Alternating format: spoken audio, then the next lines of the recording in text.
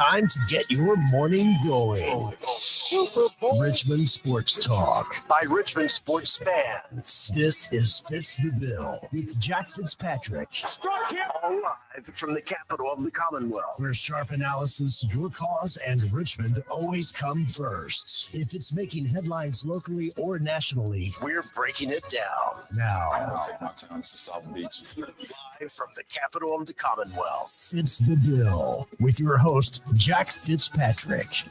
Good Tuesday morning, August 26th. Welcome in. Appreciate you clocking in. Fitz the Bill. I'm Jack Fitzpatrick. Alan alongside right here on 106.1 ESPN Richmond, live from the Bull Rush Studios here in the capital of the Commonwealth.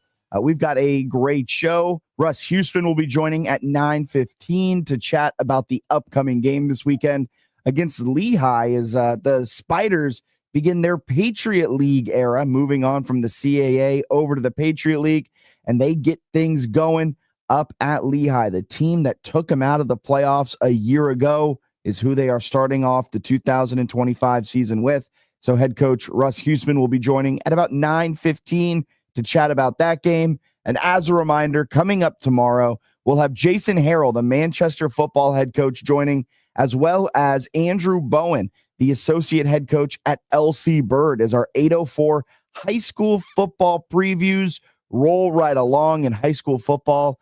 It's getting going this weekend with some fantastic games. Huguenot playing host to St. Chris, Thomas Jefferson playing host to LC Norcom, Hermitage playing host to Matoaka, Highland Springs playing host to Hopewell, and a ton of other games throughout the 8:04 that we cannot wait to break down and talk about right here as we begin our 8:04 Talk of the Town segments beginning next week. Those are presented by Ortho Virginia and presented by Dave and Buster's, so you don't want to miss it. Every Wednesday, Talk of the Town, we'll be chatting with high school coaches and players about the last week and looking ahead to the next week. Super excited for that as well. 804-327-0888. Would love to hear from you throughout the show. Call or text in as always. And we're going to head out to the phone lines to start today's show early as Ivan is on line one. Good morning, Ivan. How we doing on this Tuesday morning? Fine, buddy. How you doing this? I hope you have a happy and safe Labor Day weekend. Thank you. You as well, Ivan. Thank you. Well, I was amazed at I was just reading where the Browns traded Kenny Pickett to the Raiders for a draft choice. I was surprised that he's only keep 3 quarterbacks this year. Only keeping 3 quarterbacks, and 2 of them are rookies. An interesting choice from the Browns, and I guess it was an offer they just couldn't pass up. The Raiders, they lost Aiden O'Connell, I think sometime late last week, to a broken wrist where he'll be out for the season. So the Raiders needed that backup quarterback. They go out, they get Kenny Pickett, and the Browns said, all right, I guess we're just going to be rolling with the 41-year-old Joe Flacco and then 2 young rookies. Yeah. Also, the most interesting game this weekend in college football, there'll be 2 interesting games. The Syracuse-Tennessee game and the one I like to call on Sunday is the Beamer Bowl. Virginia Tech versus South Carolina. Frank Beamer versus Shane Beamer. Yeah, it's those 2 games are gonna be awesome to watch. I'm shocked you didn't say the Ohio State Texas game, the one everyone's talking about. Yes, well, but that's gonna be a good game too. I'm gonna pick Texas to spoil Ohio State's season. Wow. All right. You're going with the Texas win early on over Ohio State. Who do you have winning in the South Carolina Virginia Tech game? The fans. I don't know. Both teams are good this year. I think South Carolina it's just a little bit better than Virginia Tech will be. Ivan, you know who wins? The Beamer family. Yeah. The fans and the Beamer family. And you're right, that Syracuse-Tennessee game getting a little, not a lot of love, but Syracuse looking to kind of build upon Fran Brown's first season, and Tennessee trying to be another college football playoff type of team this year. So a lot at stake for both teams in week 1 as they square off this weekend. I like that one. I like Syracuse-Tennessee as a game to watch. Also, think the LSU Clemson game is going to be interesting because Brian Kelly's on the hot seat. He has to start off. You can't keep losing the first game of every season like he has been the last couple of seasons, or his seat will get hotter down in Baton Rouge than anything. Yeah, if LSU doesn't make a college football playoff this year, Ivan, I think Brian Kelly's done. I think this is a put up or shut up year. Heck, if he doesn't make it to a national championship, those boosters down at LSU might be running him out of town. They did it with Les Miles. They did it with Ed Orgeron. They are not a patient group. So Kelly's seat, you're right. It's hot now. It's scorching hot now. If he loses against Clemson, he may not make it to the end of the season, in all honesty.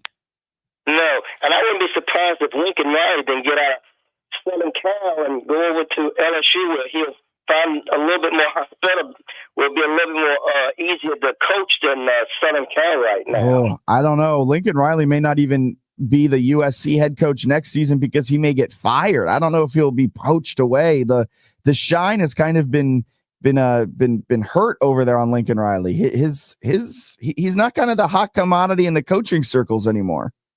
Yeah, it's going to be interesting. It's going to be wide open, and it's going to be interesting when Richmond opens this weekend against Lehigh. And it's going to be a great season all the way around. Yeah, we cannot wait for the college football season. Ivan, thank you so much for calling in. Have a great Tuesday. Have a safe weekend. Okay.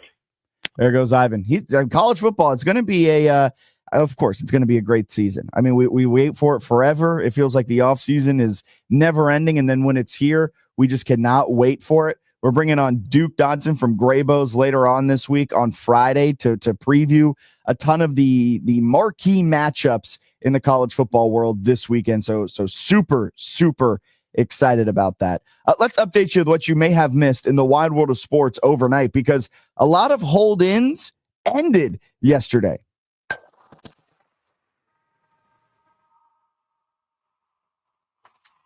This is your Fitz the Bill morning update, getting you caught up on some of the biggest stories in sports. All right, so there was a lot of quarterback movement around the league yesterday with cuts as teams are whittling down their rosters to 53 men.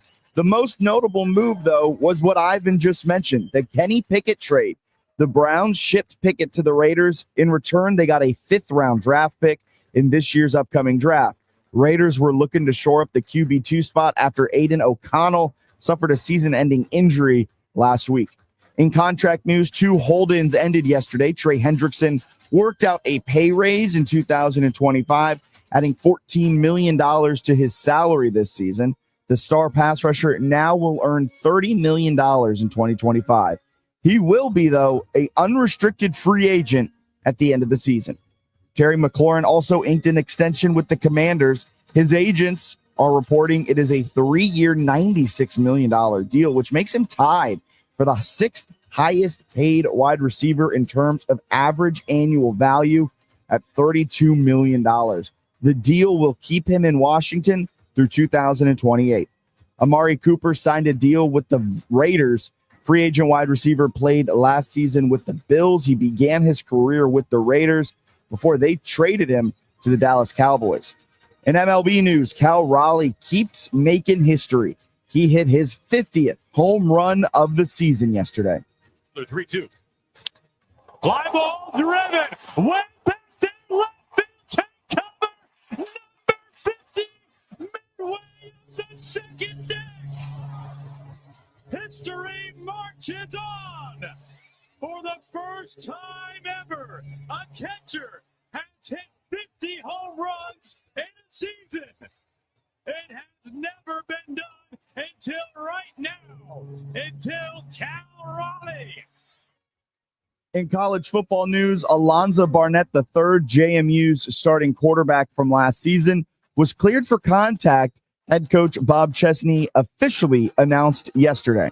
So Zoe's fully cleared now, which is huge. So that happened last week, which is something that we're excited about. And, he's working through it every single day. And Barnett suffered an ACL injury on the very last play of the 2024 regular season and underwent surgery back in early December.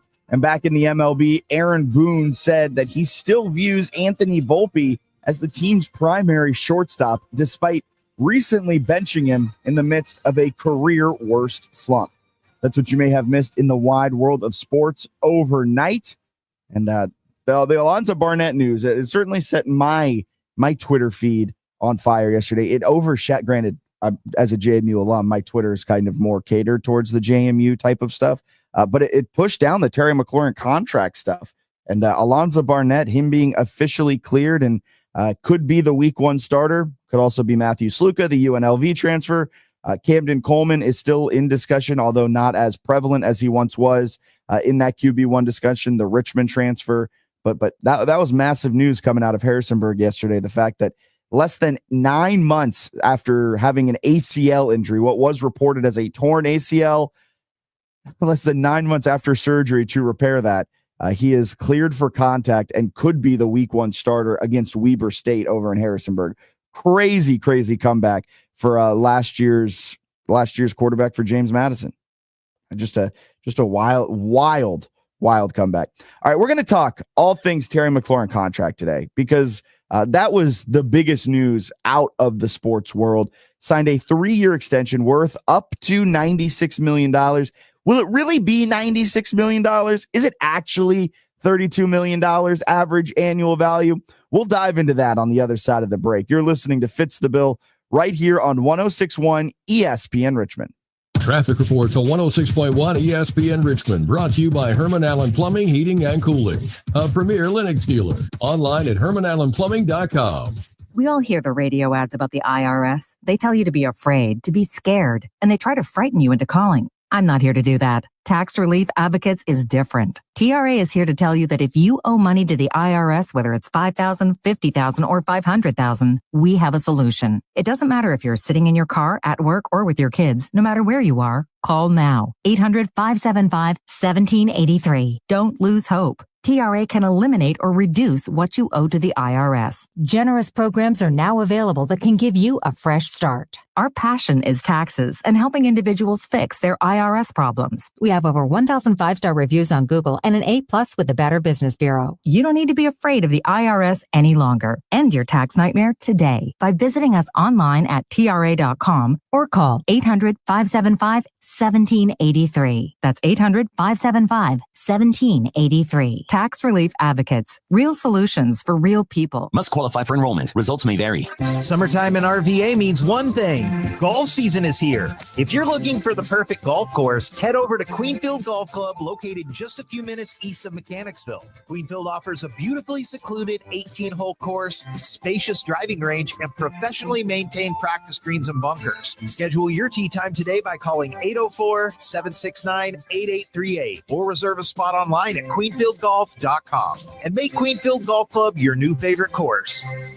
Horse racing is back, and it's time to get ready for another Triple Crown season. Get the latest from the industry every Saturday morning from 10 to 11 with Off to the Races on 106.1 ESPN. Presented by The Racing Biz. Nick Hahn and Frank Vespi bring you their insight and knowledge, talking with the people making the headlines, including jockeys, trainers, and owners. Plus, get the expert picks each week, including a visit by Derby Bill Watson. It's Off to the Races each Saturday morning at 10 on 106.1 ESPN. Streaming live on the iHeartRadio app.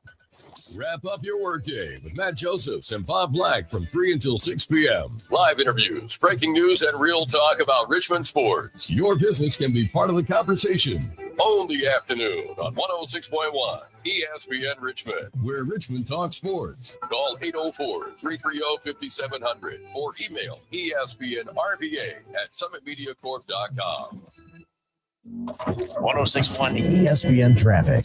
Expect slow-moving traffic heading west on Carey Street Road between Hillcrest Avenue and 3 Chopped. We're also seeing some backup heading south on Ashland between Lanier and 64. Bumper-to-bumper traffic on Chippenham Parkway heading northbound between Forest Hill Avenue and Custis Road. And there's been an accident on Darbytown Road just south of Laburnum Avenue. Richmond football is on the way. Hey, this is Bob Black. Join former Spider players Jasmine Coleman and Chris Anderson and me Saturday, August 30th at Lehigh, a battle of defending league champs and nationally ranked teams. Airtime 11:30, kickoff at noon on the home of the Spiders. 106.1 ESPN.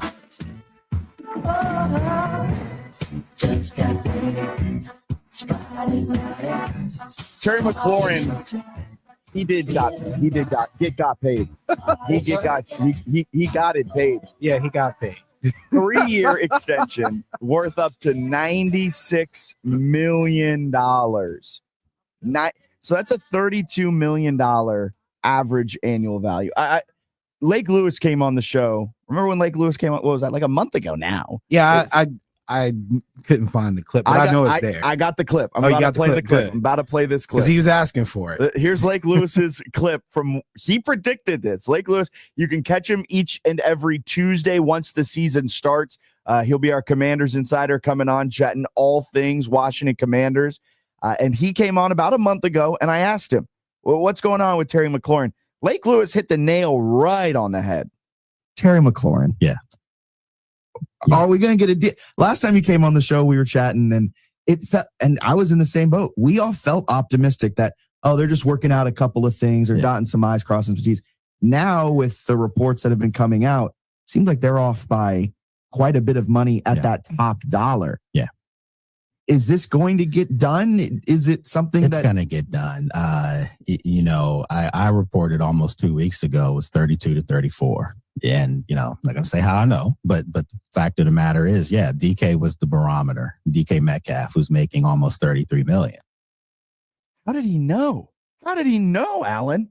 What, how did he know? It nail on the head, $32 million average annual value. Apparently, what was keeping the two sides apart wasn't the guaranteed money. It was that top dollar. And the agents, right now, they're the only source. That's worth mentioning. The only source right now on the numbers from this contract are the agents.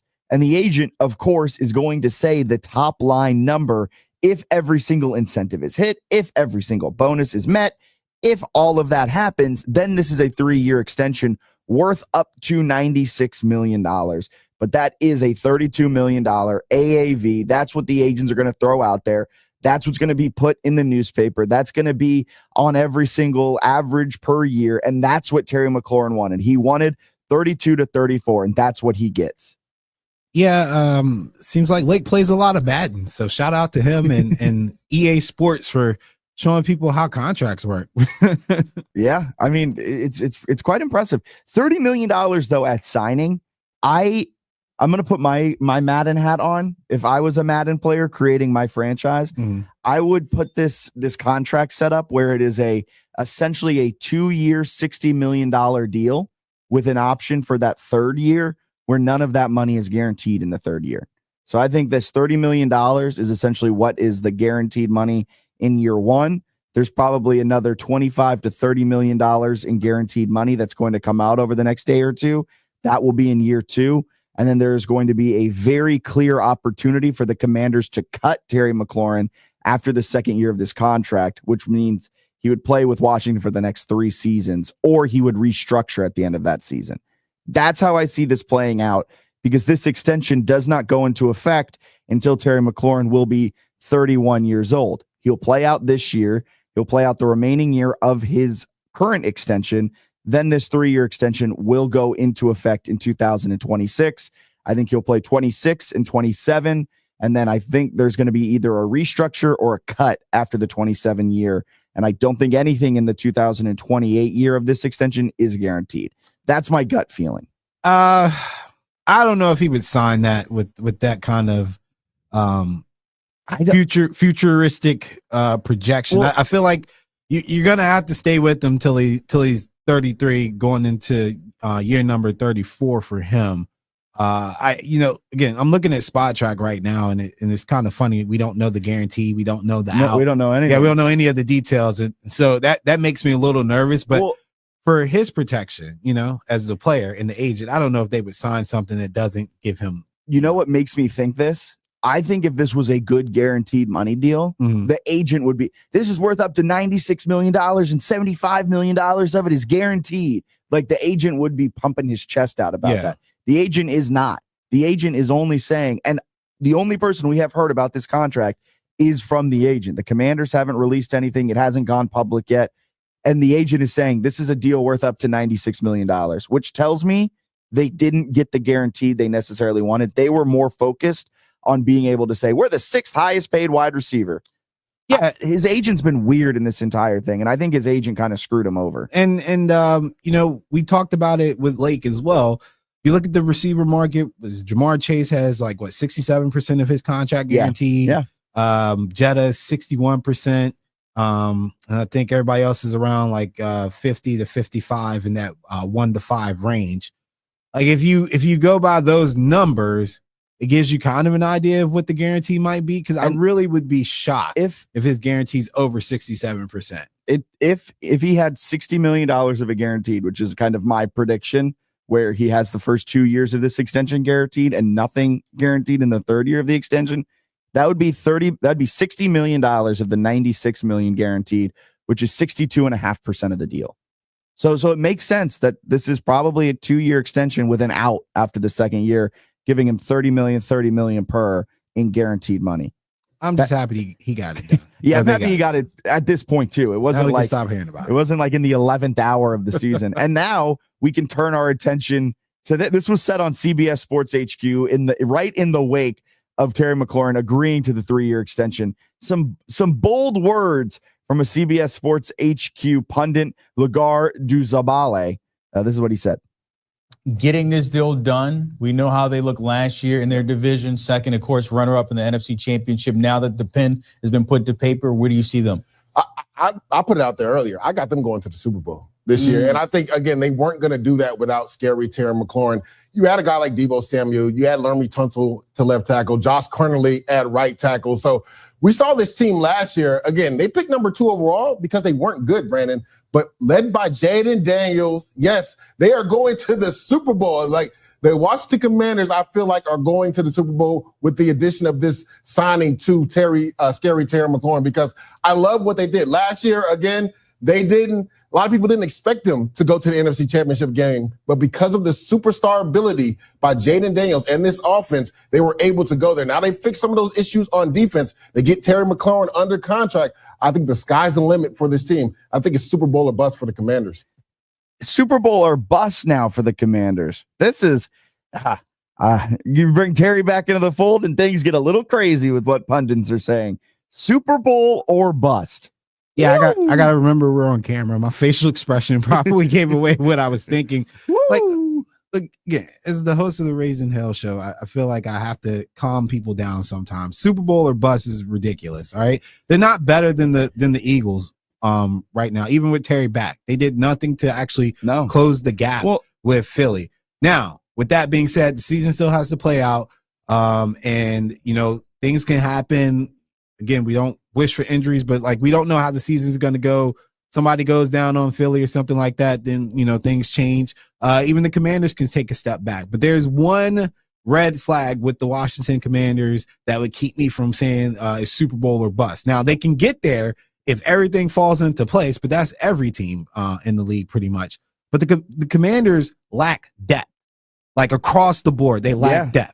And they're old. And it's very, very delicate. If you watch any of the preseason games, people were like, you can't take anything from preseason. You can actually take some things from preseason. And what you can take from the preseason games of the Washington Commanders is there's a drastic drop-off from starter to second string. Not just starter to contributor, but from starting wide receiver to whoever else is left on the depth chart, starting running back to whoever else is left on the depth chart. We already know about the gap in quarterback, the gap in the safeties, the corners, the defensive tackles, edge rushers, linebackers. There's not a lot of depth.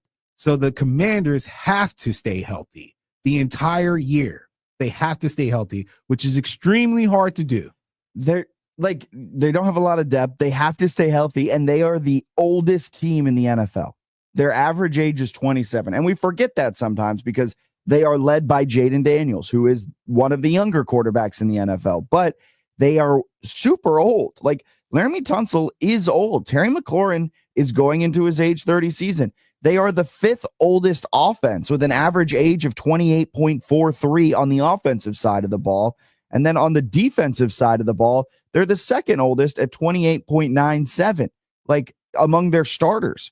And so this is a team that, Super Bowl or bust sounds good. It's the big headline. It shouldn't be the projection. It should not be the projection for this team, even with Terry McLaurin coming back into the fold. Because Jaden Daniels, when he's targeting Terry, is absolutely elite, right? He had a total QBR of 90.6 when targeting McLaurin last season.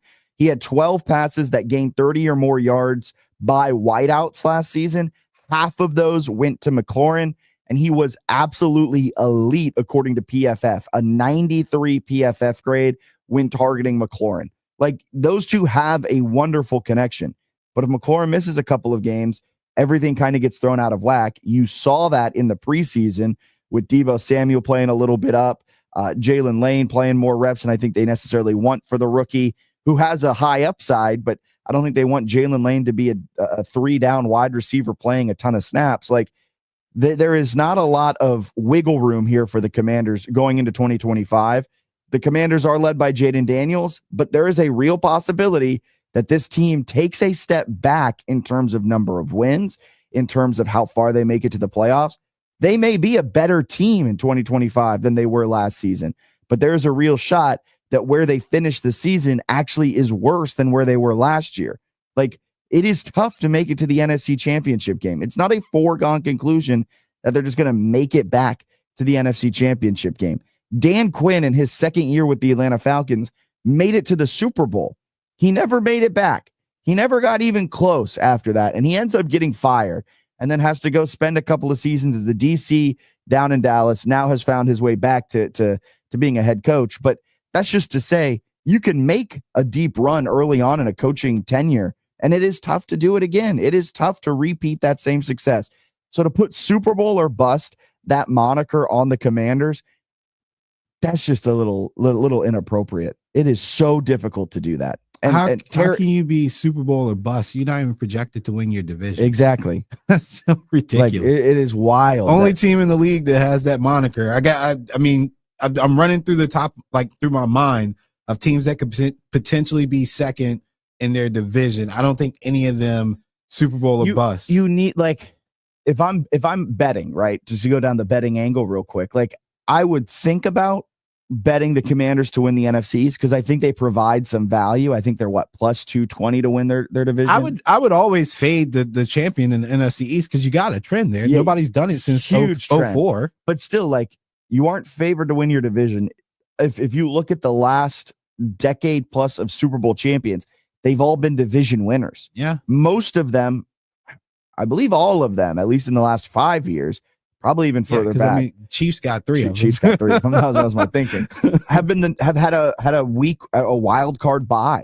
Like, not only do you need to win your division, but you need to be the number one team in your conference. And I don't see that lining up for the Commanders.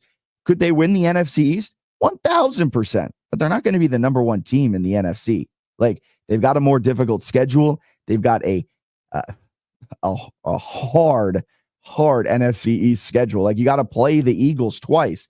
A team like I'm trying to think of an NFC, like the Packers. I like the Packers a lot. I love the Packers in the NFC North. They got the Bears twice. They've got a rookie quarterback in JJ McCarthy twice. It's a little bit easier up in the NFC North. Out in the NFC West, you get the Cardinals twice if you're the 49ers or the Rams. Heck, you get the Seahawks twice, who may be a dumpster fire this season. Who knows? But, like, the NFC East is difficult, and you have to come out of that as the number one team in the NFC. I don't think the Commanders have the firepower to do that. They might have the firepower to win the NFC East, but not the firepower to be the number one seed in the conference. And you aren't winning the Super Bowl if you're not the number one seed. And for the Commanders, it is an uphill battle. It's awesome they got Terry back. This offense is going to look so much better, so much more cohesive, so much more united. But Terry McLaurin isn't a Super Bowl piece. You don't drop him in. I think this offense maybe they increase by half a win, 1 win with Terry McLaurin in there. I think Jaden Daniels is such a good quarterback. He would have figured it out on how to win games without Terry McLaurin if this contract wasn't signed. So Super Bowl or bust is absolutely wild. But good to see Terry McLaurin back up in Landover, Maryland, signing that 3-year extension worth up to $96 million. $32 million average annual value as being reported by his agents. Very, very noteworthy. That's his agents reporting that. Nothing from the Commanders camp yet, as he is now given about a week and a half to prep and get ready for that week 1 game against the Giants as the Commanders begin the 2025 season with, I guess, the Super Bowl or bust moniker hanging over them. Let's get a break in here. We'll step aside, be back with more Fitz the Bill. But before we do that, want to let you guys know that if you want a shot at $50,000 in cold hard cash, we've got a new sports comp just for you. The NFL Survivor from Bull Rush. Sign up now at bullrush.com/ESPN. It's a total prize pool of $100,000. And if you win first place, you get 50 grand straight up. That's 50,000. No ifs, ands, or buts. You just got to make the right picks for 20 weeks. Can you do it? Prove it. Join now. bullrush.com/ESPN. All right, let's get that break in here. We'll be back with more. And Canty and Michelle are unsportsmanlike. Can you spell Honolulu? H-O-N-O, Lulu. H-O-N-N-O-L-U-L-U. There's a U in there, right? H-O-N-A-L-U-L-U. No, it's Hano. No, it is an A. There is no A in Honolulu. You spelled it wrong. Unsportsmanlike. Weekday mornings starting at 6 Eastern on ESPN Radio and on ESPN2. Rich Eisen Show. Jeff in Detroit. You are a bridge, the Eisen Bridge. You have entertainers that want to be athletes, and you have athletes that love entertainers, and you bring them together, man. The 3-time Emmy-nominated Rich Eisen Show. You do it so seamlessly, it's not even funny. Definitely looking forward to you doing it on the new network. Rich Eisen returns September 2nd from noon to 3 Eastern on ESPN Radio, Disney Plus, and on ESPN Plus. Earlier on Clinton and Friends. Jay Boogie in North Carolina. What up? Salute, salute, salute. 3 capital S's. Bless, health, happiness to everybody. Shout out to the show. Shout out to everybody. If you're not a friend of this show, you need to be calling in, man. Shout out to this show. Much flowers, man. But everybody stay healthy and safe. You know what I'm saying? Your eyelids unattached. God bless everybody. Salute, salute, salute. 3 capital S. Clinton and Friends. Weekdays from 10 to noon Eastern on ESPN Radio and on the ESPN app. This is Freddie and Harry. Here's what I want for Caleb Williams. I would love to see him play well so people can shut the hell up. Ooh. So people can just leave him alone. You got the offense coordinator you wanted. They made pieces to put around you and brought those pieces in and out the free agency of the NFL draft. I believe in Caleb Williams. I would love to see him go out there and play well so he can try to continue to be the best quarterback he can be with an offense that is well suited for the gifts that he brings to the table. Check out more from Freddie and Harry weekdays at 3 Eastern on ESPN Radio and the ESPN app. Weather reports on 106.1 ESPN Richmond, brought to you by Herman Allen Plumbing, Heating, and Cooling, a premier Linux dealer. Online at hermanallenplumbing.com. 106.1 ESPN weather. It's currently 65 degrees and mostly sunny today with a high of 81 and a low of 61. We're seeing some clear and sunny skies throughout the morning with the clouds rolling in around 1 p.m. And we're going to expect some more overcast skies throughout the afternoon and evening. We're feeling a northern breeze averaging from 5 to 10 miles per hour. Lower humidity today than usual, averaging from 75% to 40%. And taking a look at tomorrow, temperatures will be dropping with a high of 77 and a low of 60. Stretch your sports IQ from sideline to sideline. Border to border with Matt Josephs, where local meets nationwide news. Buckle up for analysis that crosses every line. No passport required. News. Force news. That's right. The News or Snooze Allen edition taking over the show. I got to come up with a good intro. We need to change that. Jack. Hey, that's all you know. I know. I have put the ball in your court. This is great. I have given you the bounce pass, and now you gotta figure out what you can do with it. All right, we're gonna jump into it, even though I know what this first one's gonna be. Terry McLaurin ends holdout with deal worth up to $96 million over 3 years. Oh, that's newsworthy. Just talked about it. They finally get it done. Some spare time now ahead of the season opener. Gives them about a week and a half to keep working. The writing was on the wall that this was happening when he was activated off the PUP list. I will say, I've said it again. I will say it multiple times because we'll talk about it as well in hour number 2. The agent is the one reporting all of the numbers. So while that overall worth up to number at $96 million looks awesome, that $32 million average annual value, if you're a guy right now being like, Adam Peters, why did you not figure this out earlier if it's $32 million? There's going to be so much language in this contract that is so interesting, I believe. And that's why it was held up. Like, if you're like Adam Peters, you got fleeced, they beat you, and you took all this time. I don't think that's the case. I don't think the Commanders kind of bent at the knee to go to whatever Terry McLaurin wanted. The Commanders held all of the leverage in this negotiation. Terry McLaurin played his last card of leverage back on July 31st when he requested a trade. Like, there was no leverage in the Terry McLaurin camp, which makes me believe that the agents are doing everything they can to save face by promoting that worth up to $96 million, the $96 million number over 3 years. But I just don't think it's going to look that good once the actual numbers come out from this contract. All right, Bengals give Trey Hendrickson big pay bump after hold in. Newsworthy. Have you seen this contract though? It's horrible. It's not a contract. It's basically a franchise tag. Kind of, yeah, pretty much. They said, that's why I'm like, I think it's snoozeworthy. Actually hit the snooze button. That is snoozeworthy. Yeah. You're right. Like, I guess it's newsworthy they ended the hold in, but like, it's bad. Like, he gets now paid $30 million this year. He got a pay bump of about half. Like, they essentially just doubled his pay for this season, and he's now making $30 million this year. That's awesome, but he doesn't get any extra money added on. He gets no years added on. And now, instead of just signing a 2-year extension, which is what was being reported, all the reports that came out after this was reported, lots of reported in there, but was the Bengals and Trey Hendrickson were working on a 2-year extension that would have gone into effect after this year, but it would have included no guaranteed money past this season. So it would have been a year-to-year deal. And Trey Hendrickson didn't want that. Yeah. He wanted the Bengals to say, we are committed to you. Here's some guaranteed money in 26, maybe a little in 27 as well. He doesn't get any of that. But the one concession I guess he gets now is he gets $30 million this year, which is a lot of money. And he gets the opportunity to explore the open market next offseason, because at the end of this year, he will be an unrestricted free agent. So I guess that's what he was going for. He gets a little bit more money this year, and they just don't ink an extension of any sort.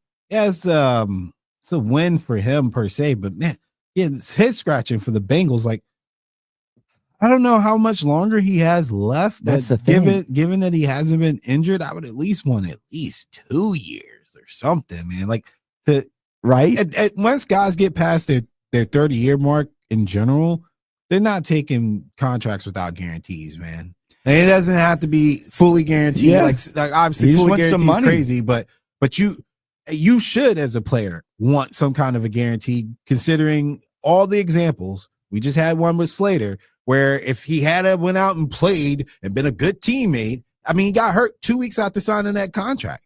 Yeah, that's don't why be a good, like, honestly, do not be a good teammate. Yeah. Like, last year with Trent Williams, you know what I'm saying, holding out and doing what he was doing, he had no guarantee on that year, and he was already showing signs that he was consistently getting hurt. Like, why would you take that risk as a player, especially for an organization like the Bengals? Like, if it was the Chiefs where you got a chance to win the Super Bowl, I'd probably consider it. But in Micah's case, why would I bother doing that if I'm on the Cowboys, right? Like, and like, you're also the Bengals. They, like, you look at the NFL report cards and everything, they consistently rank as one of the worst training organizations. Like, they don't have great trainers.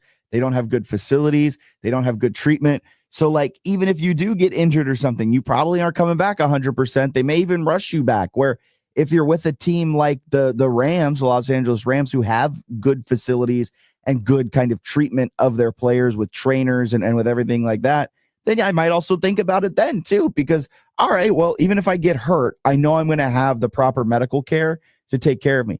The Bengals haven't shown that. And it is wild that he willingly accepted this, because he probably just wants to get out of there so bad. He wants to play. And then again, for him, it's like, hey, if I get another 17 sacks, I'm going to look good. I'm going to look real good. And get paid at least. Heck, even if I get 10 sacks this season, I'm up to what, like 45 over the last 3 seasons? Yeah, he'll get about 34 million next year. Probably fully guaranteed for probably year. For 2 years. He'll probably get a 2-year deal if he stays healthy. Yeah. Hendrickson has played himself into a 2-year, likely 80% guaranteed type of deal. But if you're the Bengals, the other thing you have to say as an organization, and again, we're probably giving these guys too much credit, but you have the worst defense in the NFL. Like, period. Like, it is. I don't even think there's a debate. I don't know if you could play maybe the Panthers. I mean, but even then, yeah, I was gonna say I don't even know if the Panthers are as bad as them. I actually saw them play. I actually saw both of these teams play in the preseason, and I don't think I saw anybody worse than the Bengals. And the Bengals had their starters out there. Yeah, it was bad for the most part, and it's so bad. And he's the one shining spot on there.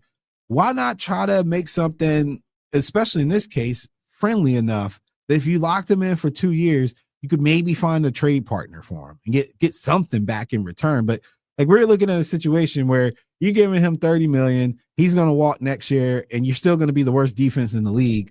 Like, where's your GM? What is your GM doing, man? It doesn't seem like they're thinking about the futures, or even now. Actually, like, they don't have a plan. No, they truly don't. And this is a team that was in the Super Bowl 4 years ago now. Yeah, and still haven't fixed their offensive line, and still haven't fixed their defense. Like, their defense, actually, they made the defense. They made worse. it much worse. And then they said, "You know what we're going to do, Joe? We're going to give you 2 really fun weapons, and you're going to have nothing else. Good luck." Jeez Louise, man. All right, what's the next one? Headline number 3, off the beaten path, I guess. Carlos Alcaraz's U.S. Open haircut sparks mixed reviews.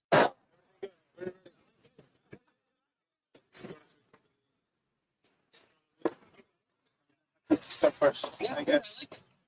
Is that the soundbite? That was a soundbite. That was just him talking to somebody about his haircut? It was Roy McIlroy. I don't know if you could hear it. I needed that to set the scene for where we go. Yeah, I got an alert on this, so I'm going to go ahead and. It is snoozeworthy. Who cares but about it's a so haircut? funny. So he was talking with Rory McIlroy in that soundbite. Yeah. And essentially McIlroy goes up to Alcaraz and is like, points to his head and is like, "Oh, what's happening?" And Alcaraz goes, "I got a haircut. I didn't really like it, so I just shaved it off." Interesting. Have you ever done that? I've never done that. I've never done that. I've never. No, I've had bad. I actually gave myself a bad haircut once when I was in high school. Yeah. But I've never, under no circumstances, ever considered shaving my head. Yeah. I have a funny shaped head. I'd be a cone head. Like, if I had a bad haircut, you know what I'm doing? I'm going to a new barber and I'm going, "Can you fix this?" Or here's a crazy idea. You Wear a play hat? tennis. Yeah. You put a freaking hat on. Like, you shaved your head before the U.S. Open, one of the most watched tennis major events of the year. Would have been a great opportunity for a sponsor or something like, "Hey, Fanatics, you got some hats? I can Hey, wear Fanatic. Hey, hair cuttery. Do you want to fix my head?" Yeah. Like, sports clips. I can give you a soundbite. Great clips. Yeah, Whichever somebody. clips you want, you can do something. Rodrigo, right? You're in the U.S. Open, is New York, man. There's plenty of good bars. There's in New so York. many good bars. You're in Queens. Yeah. Come on, go figure that out, man. Said he got it shaved off. And Rory in that soundbite is like, I like it. And you can tell he just hates it. 'Cause if you're driving, whenever you pull over and figure it out, if you're listening at home or on the stream, I urge you to look up what Carlos Alcaraz looks like with this shaved head. He doesn't do a shaved head well, and it's not bald. It's like, "Hey, barber, give me a half on the top and just leave the He stubble." looks like Shane Battier. Like, just leave the stubble. We don't need to shave it. Just take the buzz to it, buzz it off, leave the stubble. I'll play. He really does look like Shane Battier But here. that is probably so itchy too. Yeah. Just not, and then you got to sleep on it. It can't be comfortable sleeping on it. It doesn't look good. It doesn't look good. Psycho behavior. Psycho. I mean, he's young. Sure. That's all I got is he's young, man. I mean, yeah, he is like 23 or something. Maybe, Yeah. no, how young is he? I don't know, but psycho behavior to get your hair cut. Just, I could never even imagine that. If I got a bad haircut, my next thought isn't, well, I guess I just shave this off. My next thought is, I can wear a hat until it grows back.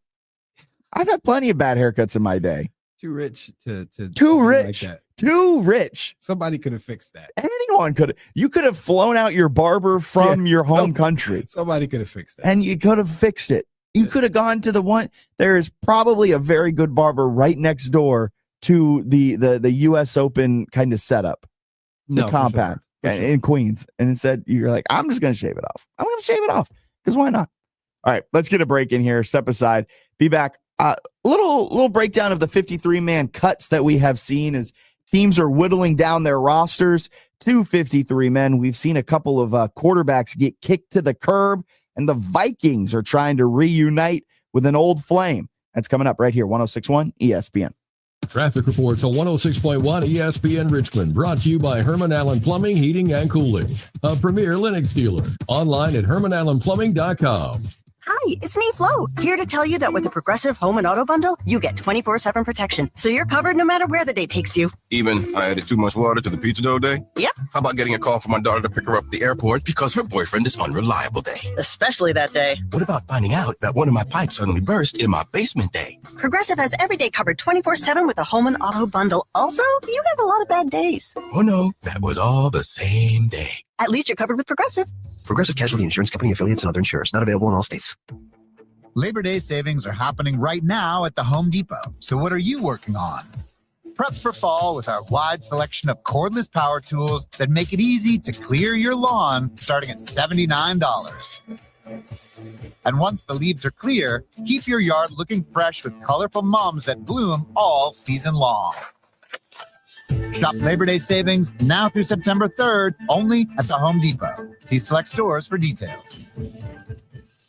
The countdown to kickoff is on. Here come the Spiders, and they've got a quarterback sack. This will be Camden Bird. King has running room. He bursts to the outside, and he's on his way. He's going to go in for the Spider touchdown. Richmond football is ready to run it back. Now in a new league. The season starts with a Patriot League showdown of defending conference champs and playoff teams at Lehigh, Saturday, August 30th, 11:30 pregame, noon kick. Catch all the action all season long on the home of the Spiders, 106.1 ESPN. Indiana. Because what people are doing is people are going, oh, same old Bengals, they're being cheap, essentially, right? We should have been able to kick that whole thing years ago. But certainly at this point, with all the money they've thrown around that offense, I mean, I think we're done having that conversation. There's got to be a reason that they have been more hesitant in this situation to commit to the guaranteed money. Indiana, weeknights at 7 Eastern on ESPN Radio and on Sirius XM Channel 80. Wrap up your workday with Matt Josephs and Bob Black from 3 until 6 p.m. Live interviews, breaking news, and real talk about Richmond sports. Your business can be part of the conversation. Own the afternoon on 106.1 ESPN Richmond, where Richmond talks sports. Call 804-330-5700 or email espnrva@summitmediacorp.com. This has been Ingram with the Atlanta Braves. Keep it locked here on 106.1 ESPN, your home for the Atlanta Braves all season long. ESPN Richmond Fitz the Bill, proud to be a sponsor for the Virginia Council of CEOs Fall Leaders Conference on September 25th. Check out the link in our Instagram bio at Fitz the Bill ESPN RVA to get your tickets. Use code FITZ at checkout. It's an awesome event open to business owners, executives, and their teams. Plus, Ross Bernstein, best-selling author of over 40 books, will be the keynote speaker September 25th, the Virginia Council of CEOs Fall Leaders Conference. We got a text in. Good morning, guys. Just an idea, fun suggestion. How about a fantasy football segment when football season starts? Just a few minutes of some top play sleepers. Who do you target, waiver wire, etc. I know you all usually don't care I told for you to fantasy. do that about a month ago. I was getting there. I'm going to do it. This guy read our mind. Tell him you have. That's how you started. That was your first show, a fantasy show. We are going to do fantasy football. I'm stuff. terrible at it. I'm trying to figure out if it's better. And texters, let me know. 804-327-0888.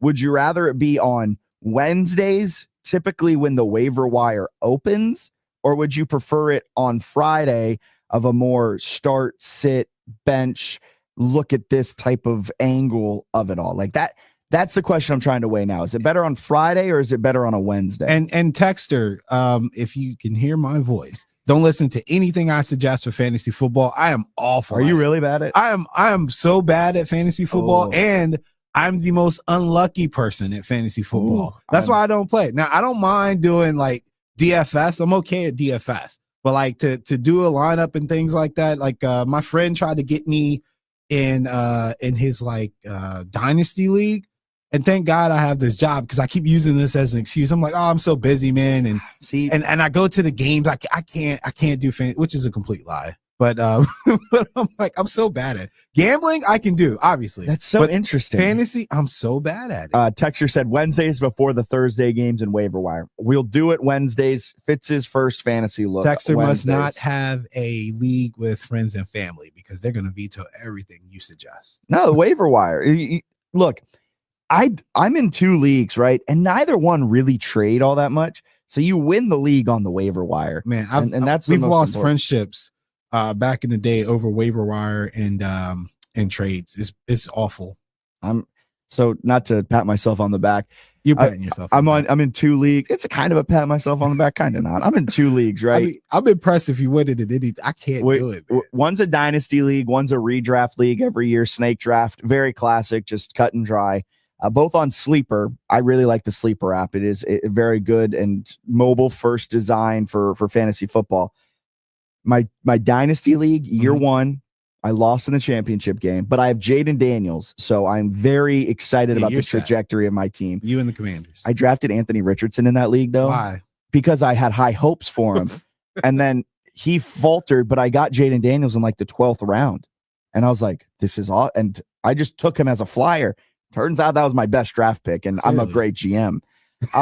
Okay, Howie. Then in my call me Howie Roseman. I'm debating this year in my dynasty draft if I go win now mentality and trade away my top draft picks to acquire current talent, or if I trade away some of my current talent to try and go out and get like the Ashton Genties of the world or something. Well, I will tell you, any roster I've ever had for fantasy football looks like the current 49ers wide receiver room. Just destroyed every time. Remember when Adrian Peterson went down with his injury? Which time?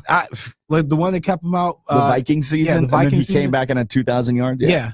I had him the year he went down. Oh. Yeah, and that is passed unlucky. on him on the year he had 2,000 yards. Yeah, that's unlucky. Oh, my God. I did win the championship, though, in my redraft league last year. It was pretty exciting. Well, I will throw you all kind of softball questions for fantasy football because I'm just bad at it. So I'm going to be taking notes during that segment. Fantasy football, and I know this is what everyone tunes into Fitz the Bill for, is talking about it's a pretty popular thing right now. But fantasy football, you don't win your league drafting in fantasy football. You can lose your league drafting, but like when you're drafting, just got to make sure you're hitting some singles and some doubles, getting the guys who are going to get you points. You win the league on the waiver wire.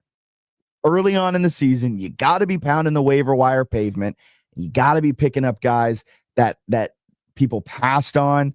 Like Jordan Mason a year ago. He was a great waiver wire pickup for the first couple of weeks of the season. Then you had to know when to cut bait with him and move on. Like that is what wins and loses leagues. And Texter asked you a question. Yeah, I got a real simple answer for that. The Niners have one of the softest schedules in the league. They're expected to have an easy road to get to the playoffs, to win their division, etc. I would 1,000% look at them as a value defense with Saleh back at the helm.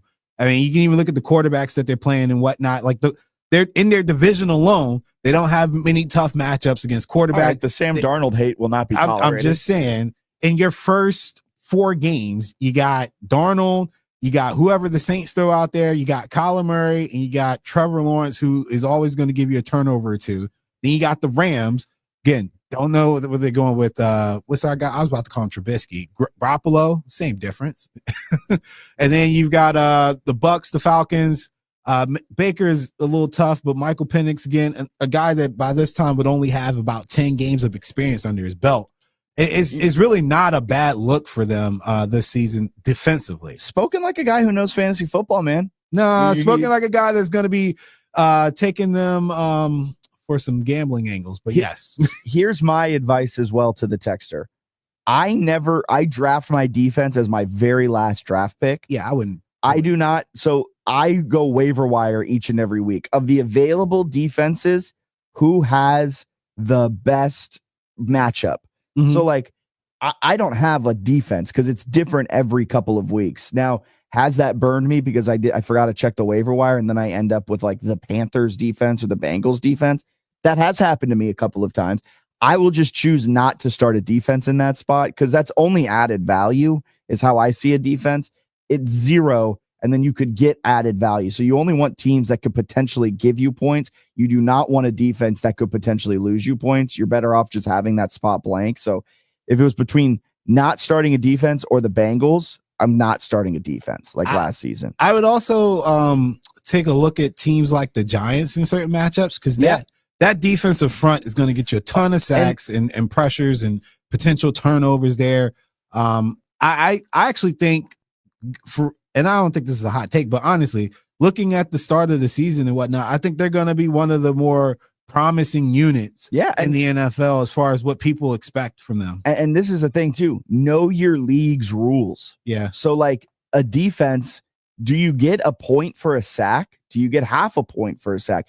Do you get 3 points for a sack? Like go in and know how they're scoring defense, because then that will impact which defenses you want. Because the Giants probably going to get a lot of sacks this year. So if your league favors sacks in terms of scoring with the defense, go and get the Giants. But if it's a league that maybe favors turnovers and not allowing points scored, you might want to go out and get the Broncos. You might want to go out and get the Seahawks, like teams with good secondaries that probably will force some turnovers. So know your scoring in your league. That is something a lot of fantasy football players do not do. And that's another key to winning championships. Just like gambling, know the house rules. Yeah, know the house rules. Like, don't be like my friends and asking me like, well, what happens if this is a tie? And this, did you read the house rules? Like that's the thing. There's it's on the FAQ page.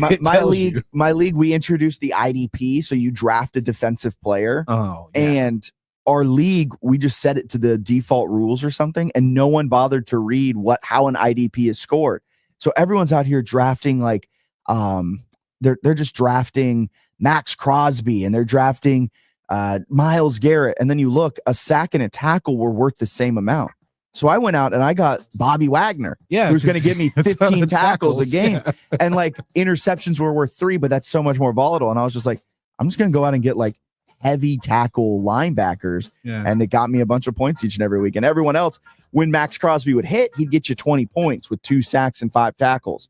But when he didn't, he'd get you like 1 point with like a tackle. So know your rules. That is so important. Know your rules. All right, hour number 2 coming up. We are going to talk even more about Terry McLaurin and the Commanders' offense now that they bring Terry back into the fold. And coming up, 9:15, Russ Huesman, head coach of the Richmond Spiders. He'll be joining us to talk about their game this weekend up at Lehigh as they begin their Patriot League era. So much more coming. Don't touch that dial. We'll be right back. 106.1 ESPN.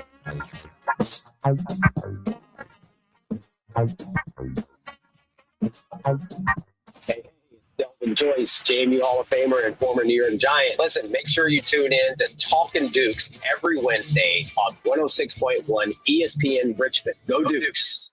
Bon Air Shell has been serving the RVA community for 20 plus years, providing service with a smile and technicians you can trust. Family owned and operated, 8762 Huguenot Road. Catch up on the latest horse racing news with Off to the Races live broadcast, 10 to 11 every Saturday morning on 106.1 ESPN. Presented by The Racing Biz. At East Coast Appliance, our customers mean everything to us. So we're giving back and having a huge Labor Day customer appreciation sale. Save up to 50% off new appliances store-wide. Special offers on dishwashers and laundry pairs and limited time 0% financing you won't want to miss. Always same day or next day delivery and install available. The Labor Day customer appreciation sale at East Coast Appliance. The best price or it's free.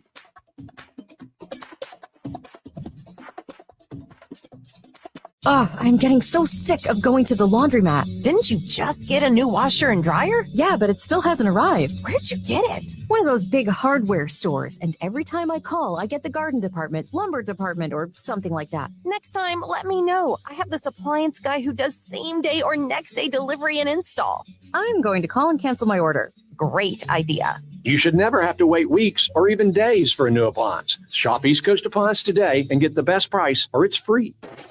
Jack Fitzpatrick brings energy and insight to Richmond mornings. From high school to college and the pros, he's got the city covered. Sponsor mornings on 106.1 ESPN Richmond. It's where the day begins and your brand gets noticed. Call 804-330-5700 or email ESPNRVA at summitmediacorp.com. 106.1 ESPN Richmond. where Richmond talks sports. Bob Black's here to get you through the wait, whether it's hoops, gridiron, or on the diamond. 4 to 6 p.m. never sounded this smooth. Let's ride home with the voice of the Richmond Spiders. From the Bull Rush ESPN studios. Learn more at bullrush.com/ESPN. W291CL Lakeside Richmond. WURV HD2 Richmond. We are 1061 ESPN.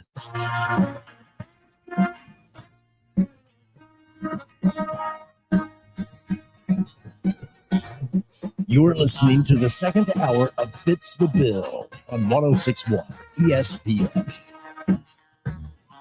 All right, welcome back in. Fitz the Bill rolling right along on this Tuesday, August 26th morning. Welcome back in live from the Bull Rush Studios in the capital of the Commonwealth. Coming up 9:15, we've got Russ Huesman, head football coach of the Richmond Spiders. You do not want to miss it. And of course, we've got to dive in to some of the latest cuts from around the NFL because there's some big ones trickling through on this Tuesday morning. That's right. The end of an era. End of an era. Tommy DeVito. Salute to you, Tommy Cutlets. You've been waived. It was fun while it lasted. The former Syracuse quarterback. My God, Tommy. who lived taken out by a dart. Who lived. Who would have thought that something so simple could just do that to a man? Rest in peace, Tommy. That was good, right? That was really good. Lived in your mother's basement. That was really good. Taken out by a dart. Taken out by a dart. That was good. That's a bar. Write that one down. Write that one down. I try. What a time. What? You won some games. You took the Giants out of the running for a quarterback 2 years ago, I think it was. You've been just a constant with your Italian fingers, and now you've been waived by the Giants. They brought him in the office, man. They had Winston on one side, Dart on the other. He never seen it coming. Never seen it coming. Turning around in the chair was Russell Wilson petting the cat. Tommy, no.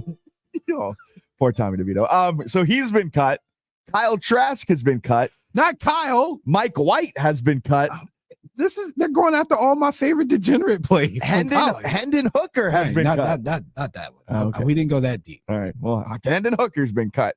So those three quarterbacks, Teddy Bridgewater will now be the backup for the Buccaneers. Trubisky will be the backup for the Bills.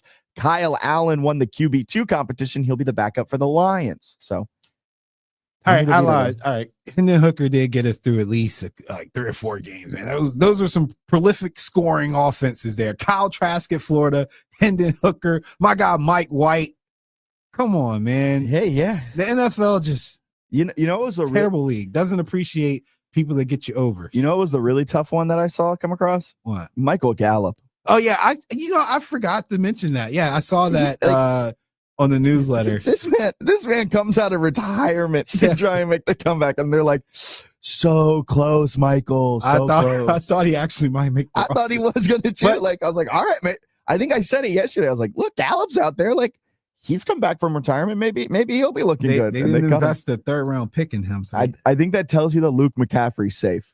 He's got one more year. He's got one more year, and then he's next year very much on the chopping block. Yeah, they'll draft somebody to replace him next year if it doesn't work out. So. I think they may have already. His name's Jalen Lane. I know they play a different style, but like, who knows? Poor Tommy, man. The Vikings are trying to reconnect with an old flame as well.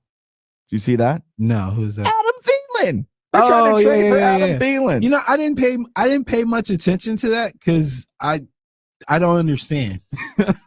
I don't understand either. Where would Thielen fit with Addison Jetta? Well, I guess the thinking is Addison's going to miss a couple of games due to his wet reckless. Yeah, Did you see that? Yeah, but still, Thielen won't make up for that. No, production. not at all. No, not at all. Yeah, and not in year 34, 35. It's also an offense that just hasn't been able to sustain a wide receiver 3. Like KJ Osborne's with the Commanders now. He was like the wide receiver 3 for a couple of years, but he never really got real looks. Just the way they play, you funnel so many of the targets to Jettas and to Addison. I'm very happy I got that age right. He is 35. Thielen is? Yeah. And I mean, he plays like it. That's why I said 34, 35. He plays more like a 45-year-old. He's a little stiff out there on those routes now. But like, I don't think Thielen would want to go to Minnesota though, unless like to finish out his career. But like, do you really want to play with a rookie quarterback, a quote unquote rookie quarterback? He's yet to play. Who hasn't had any positive things said about him since he came back. It's kind of strange. He's just been kind of chilling up in Minnesota. Almost like you wish he had kept Sam Darnold and ran it back one more year. You said it, not me. But not for $40 million. Is that what he said? He didn't sign that for the Seahawks. He signed like 32. Yeah, but I'm pretty sure he was going to ask 40 out of them. Oh, hey. Yeah. I mean, he did kind of play a pivotal role in their offense, even if he did use, like, he had weapons, but he's getting the ball to those guys. Sam Darnold, though, lost himself probably at least $10 million last year with the way he finished the season. Yeah, I mean, it's a very simple concept. It's been in his film since he was at USC. Run him off his line. Run him off his first read and run him out of the pocket. And he sees ghosts. Literally. Yeah. Literally. Well, the ghost thing happened with the Jets. He wasn't. The dude's clairvoyant. He can see ghosts, man. Casper. I see dead people. I call him Casper. He's like, is that not Silence of the Lambs? No. The Shine? Sixth Sense. Sixth Sense. Stop showing your age. Keep on the subject. Haven't seen Sixth Sense either. Well, I mean, you were probably 2 when it came out. So when did it come out? I don't know, like early 90s or late 90s, I think. If it was late 90s, I might have been alive, but no, 1999. There you go. Okay, I was 2. Good job. See, there you go. Yeah. I'm 2 for 2 with these guys. Thielen was 42 when that movie came out, and the Vikings are still trying to trade for him. Oh, I that's kind of a waste, though. They don't need that. They do not need that. Do not bring him in, and unless you're just trying to like make Thielen feel good for the final year of his career, and he has like reached out to you guys saying, "I want to retire there," and you're just trying to do right by like a franchise legend. Then maybe, but he's not even legend status in the Vikings. I don't think he is. But I'm not a Vikings fan, so I can't speak on it. He's probably the 5th best wide receiver they've ever had, 6th best wide receiver they've ever had.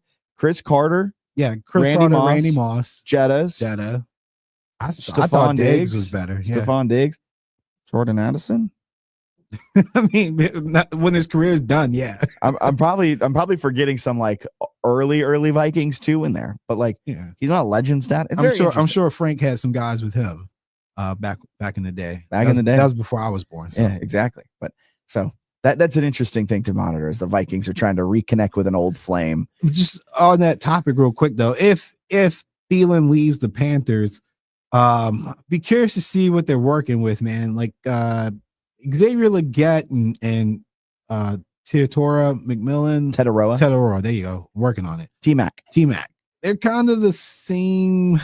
They occupy the same space essentially on the field. You know, they're not 50 route runners and stuff. I wonder what that does for their options because I feel like they need a yak guy. They need a shifty guy that can break a press real quick and get open in space. Like, I mean, this is kind of far range, but like an Olave type player, right? Like a guy that works primarily out the slot and can get Bryce Young a target early and quicker. Because the deep ball and just throwing it up to Xavier and McMillan is going to be fine, but nobody moves the ball consistently down the field like that in today's NFL. So they're going to need a shiftier guy. I thought Thielen would occupy the space underneath while they play the deep thirds a lot of times, but I guess they got a different philosophy right now. Maybe Jalen Polk. Like maybe that's who they think can kind of fill in and be that yak you guy. know what though? The Raiders put an interesting receiver on the trade block. Jacoby Myers. Really? Jacoby Myers on the trade block? I believe I saw that yesterday because it popped up when Terry McLaurin signed his contract, and I was thinking to myself, dang, that could have been a secondary option if in the event he didn't sign. Yeah. But interesting. I know we've got our resident Raider fan. I think his name's Michael. The Raiders. But this is the one time I will say something positive. Jacoby Myers is good. Yeah, he's a good talent. He'd be a great asset to a team looking for a wide receiver 2, or even if you could sneak him into a wide receiver 3 role where you've got 2 guys like an Addison and a Jetta, and he's your third option. That would be insanely valuable. But also interesting that the Raiders would trade the one wide receiver piece that kind of stands out for them right now. Unless they just want to run the heck out of the football and play a lot of 2 tight end sets. Cool, but my guys got to win in hopefully 9 games. I don't think that's going to work if you don't have a receiver. And Jacoby Myers is a very good wide receiver. Yeah, he's as someone who has had him in fantasy for a lot of seasons, he doesn't score a lot of touchdowns, but he gets you some points. I enjoy him. All right, so Terry McLaurin, you mentioned it. Myers could have been a backup option if Terry McLaurin didn't end up signing. Well, he ends up signing, and now this Commanders offense, we talked about the Super Bowl or bust things that are being said about the Commanders, which I think are just wrong. Like, it's not Super Bowl or bust. But Logan Paulson did say something on Booth Review, a podcast with Bram Weinstein and London Fletcher, about how this is going to impact the offense in general now that Terry McLaurin is back. This is what Paulson had to say. I mean, I'm stoked. You know what I mean? I think when you look at a guy that can stretch the field vertically, has some route running nuance, and again, like has a good relationship with Jaden. Like one of the things we talked about this offseason was that receiver battle. And part of it was guys were having to step into roles because Terry and Noah weren't here. Yep. So now it's like, hey, we don't have to worry about that. We've got guys that are going to make plays and do good things. And think about that 3 deep now with Noah and Debo and how they can be so creative there in terms of getting Debo creative touches. Noah can offset some of that stuff from Terry. So I think it feels like everything's right. It feels like we're going to hit this season going full speed, which is exactly what you're talking about. That's an interesting portion that I tend to forget about, the Noah Brown part of all of this, where Noah Brown is expected to be coming back too. So where you did have Debo Samuel kind of playing the wide receiver 1, Jalen Lane being almost like a wide receiver 2, everything slots in a bit better with Terry McLaurin taking over that wide receiver 1 spot. It puts Debo where he needs to be as that more of a Swiss Army knife guy who can kind of float around the formation. And it puts Noah Brown in that slot role and at that wide receiver 3 type of fitting, where Jalen Lane now can get the spots when they bring out the 4 wide receivers and things like that, but it doesn't force him into more snaps than I think the Commanders necessarily wanted. So it allows the offense to slot into the proper places that they need to be, and it might give them the opportunity to take a necessary step forward this offseason, this next season. Yeah, my friend calls me a wet blanket, and I kind of see why, because the first thing I heard when he was like, we had guys that were in roles, and now it's like, well, we don't have to do that anymore because we got Terry back. It's still too fragile, right? Well, it's still really fragile, but healthy-wise, they are good. But the fact that you only have one person on this roster that can stretch the field is concerning. It's 2025, man. 2025. You need at least 2 guys to stretch the field. If we're talking about a modern offense in today's league. But they didn't last year, and their offense had a lot of success. And that was last year. If you think this league is going to let you do what happened last year, this year, like you always have to constantly work to get better or make adjustments or make yourself evolve offensively. I think the only team that can kind of get away with that stuff is the Chiefs somehow. But wouldn't you say they did evolve by bringing in Debo? That is a completely different look. It's a new wrinkle. They evolved in the yak part of it all. But without Terry on the field, what I saw at any level during the preseason, even in practice, it was very concerning because that's it. That's all they have. Like Noah Brown can't do it. Debo can't do it. Jalen Lane couldn't do it either. Like you don't have one other person that can at least occupy the space. All I'm talking about is occupying the space. Get down the field, open up underneath, because we got plenty of guys once they get the ball now. Once they get the ball now, they can do some little something when they get it, but we don't have anybody else that can not make the safeties come up, right? Because like again, if Debo Lane, like even De'Ami Brown was a guy who could actually stretch the field a little bit last year, but they let him go. I don't know why. I guess it was a money thing, but they don't have a secondary option anymore to stretch. It's Terry or safeties are coming up and the box is going to get a little bit loaded. What do we do then? It's gonna. I think the Commanders have to be a little concerned that they didn't have any, because Jalen Lane's fast enough to stretch the field, but it just didn't look the same. And I mean, that could be because of youth. Yeah. But I'm just saying, when we're talking about the schedule being harder and this year being a totally new year, there's going to be a lot of wrinkles thrown at you that you didn't see last year because there's a whole year of tape out on you, and you can't come into 2025 with 2024 tactics as your foundation anymore. You got to evolve. And so again, I'm a little worried about what I saw. The silver lining is Terry has consistently been healthy his entire career, but it's very, very delicate. I think, when it comes to this Washington Commanders offense this year. That's fair. I just think adding Debo into the fold, while it doesn't necessarily occupy the space that you're talking about, it still gives them an added wrinkle and it gives them something new, something that teams need to kind of be appreciative of. Not appreciative is not the right word, but kind of keep that in their back of their mind.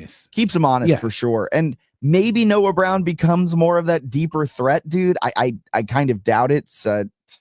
He can get down the field. He just doesn't. He doesn't command the. He didn't do attention. it a lot last year. It's 16% of his targets. I'll round up. 17% of his targets came with a deep down the field, 20 plus yards down the field. He was good at it. It's his second best type of receiving depth, behind only medium yardage. But he's more of that intermediate to short yardage guy who's going to try and get yak that way. But even then, he's not necessarily a great yak guy with his 15 receptions last year in the intermediate area of the field. He averages 2 yards after catch per reception. What was Terry last year? Because I don't consider Terry a yak guy myself, but I know he had a couple catches where he got behind people and he scored. Last year, Terry averaged 9 yards after catch per reception on passes that traveled 20 air yards or more. That was his best. And I was going to say, that's pretty good. He averaged 2.9 yards after catch per reception on intermediate, 1.7 yards after catch per reception in short yardage. And behind the line of scrimmage, he was able to take it 6.3 yards after catch per reception. However, that is by far his worst type of reception, and he was only targeted behind the line of scrimmage on 9.6% of his overall target. And I still think that's too. I actually complained about that openly in real time. Like every other week, Jordan would tell you, like, why are we throwing the ball behind the line of scrimmage to Terry, man? Get him down the field, because he's an asset down the field. He's good down the field. But you got Debo Lane.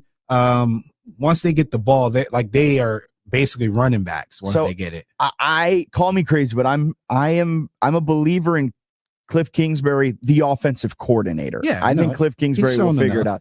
Where you're right, I would love if they had another guy to occupy the space, but they don't, and they kind of decided that themselves. I think Cliff Kingsbury said, I want to go out, I want to get a Deebo Samuel, I want to have that Swiss Army knife. And so they did that rather than going out and getting another field stretching wide receiver.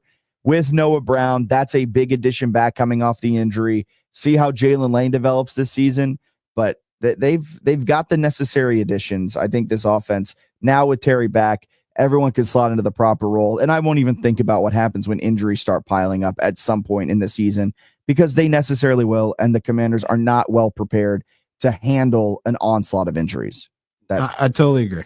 Let's get a break in here. Step aside. Head coach of the Richmond Spiders, Russ Huesman, will be joining us on the other side of this break. So keep it locked right here on 106.1 ESPN. Looking for the perfect golf course? Check out RVA's best kept secret, Queenfield Golf Club, just a few minutes past Mechanicsville. Reserve your tee time today at queenfieldgolf.com. A duo that's perfect together. That's Herman Allen Plumbing, Heating and Cooling, and Lennox. Herman Allen is your local Lennox dealer, and they're committed to making your family's home comfort their top priority. With a wide assortment of Lennox products to offer, Herman Allen Plumbing, Heating and Cooling will ensure your home's air is perfect for your family. Call today at 804-746-5853 or visit online at hermanallenplumbing.com to learn more about how you can experience expert service and care. Summertime in RVA means Richmond Kickers soccer games at City Stadium, family fun, food trucks, and men's soccer action on the field. Tickets online at richmondkickers.com. Hi, it's me, Flo, here to tell you that with the Progressive Home and Auto Bundle, you get 24/7 protection, so you're covered no matter where the day takes you. Even I added too much water to the pizza dough day? Yep. How about getting a call from my daughter to pick her up at the airport because her boyfriend is unreliable day? Especially that day. What about finding out that one of my pipes suddenly burst in my basement day? Progressive has every day covered 24/7 with a Home and Auto Bundle. Also, you have a lot of bad days. Oh no, that was all the same day. At least you're covered with Progressive. Progressive Casualty Insurance Company, affiliates, and other insurers. Not available in all states. Labor Day savings are happening right now at the Home Depot. So what are you working on? Prep for fall with our wide selection of cordless power tools that make it easy to clear your lawn, starting at $79. And once the leaves are clear, keep your yard looking fresh with colorful mums that bloom all season long. Shop Labor Day savings now through September 3rd, only at the Home Depot. See select stores for details. Looking to grow your local business? Let's team up. I'm Jack Fitzpatrick, host of Fitz the Bill on ESPN Richmond. Together, we can craft on-air campaigns that drive customers right through your doors. Ready to collaborate? Email me, jack.fitzpatrick@summitmediacorp.com.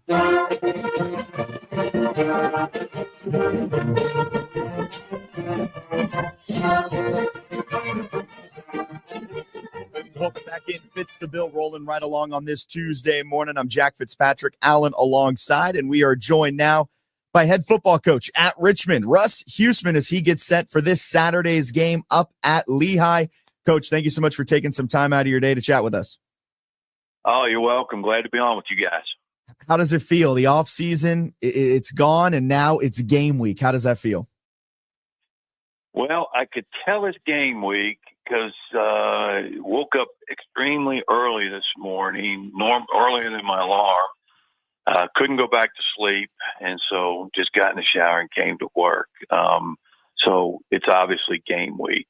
So it gets nerve-wracking. First game's always a scary proposition, but I like our team. I like our guys a lot. Not to add more stress to it, but it's a conference game week one in a brand new conference up at Lehigh against the team that ended your season last year. Does that add to the stress level? Well, I don't know about it. Just I think every year, first game is always the same way, whether it's Lehigh or Virginia or whoever else it is. There's so many unknowns out there because it's a new football team. You got new players. You got guys that probably are taking on way bigger roles than they've ever had in the past, and you just want to see how they go out there and how they perform and play and execute. But obviously we know we got an extremely tough opponent. Just to open it up, whether it was a league game or not, Lehigh's got a heck of a football team. They got a lot of people back on both sides of the ball, and they beat us last year. So we understand that it's a league game, no question about that. But you look at the opponent, and we're playing a really good team.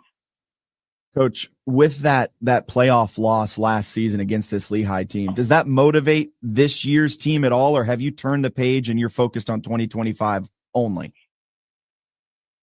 Well, yeah, you got to turn the page. I mean, I don't think revenge is never a factor in whether you win or lose a game. It's just how you prepare. How hard your guys are working. I mean, we've been going out this for 5 or 6 months now, leading up to the season, and for the last 5 or 6 months, we were preparing for the 25 season.